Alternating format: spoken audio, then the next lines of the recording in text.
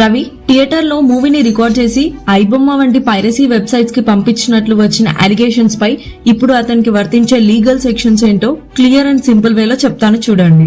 Number 1 cinematography act 1952 section 6 AA movie theatre లో permission లేకుండా video record చేయడం crime.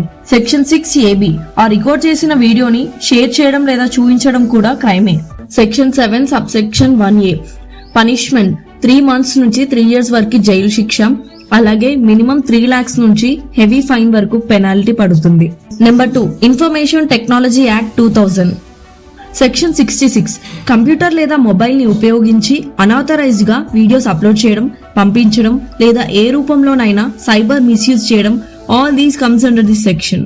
Number 3 copyright act 1957 section 51 movie వీడియోని permission లేకుండా copy చేయడం లేదా షేర్ చేయడం is considered as copyright infringement. Section 65A protection system ను bypass చేసినా కూడా ఇది అఫెన్సే. సెక్షన్ 65B సినిమా మీద ఉన్న రైట్స్ ఇన్ఫర్మేషన్ ను రిమూవ్ చేసినా లేదా చేంజ్ చేసినా కూడా ఇది క్రైమే. రవి అనాథరైజ్డ్ రికార్డింగ్ చేశాడంటే cinematography act 6AA and 6AB ప్రధాన సెక్షన్లు. వీడియోని ఆన్లైన్ లో షేర్ చేస్తే ఐటీ యాక్ట్ 66 కూడా వర్తిస్తుంది. సినిమా హక్కులను ఉల్లంఘించాడంటే కాపీరైట్ యాక్ట్ 51, 65A, 65B కూడా వర్తిస్తాయి.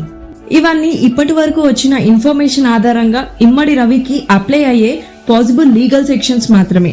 ఫైనల్ చార్జెస్ ఏంటో మాత్రం అఫీషియల్ ఇన్వెస్టిగేషన్ తర్వాత మాత్రమే కన్ఫర్మ్ అవుతాయి. సో ఈ వివరాలను రిఫరెన్స్ పర్పసెస్ కి కన్సిడర్ చేయండి. Thanks for watching the video. Have a nice day.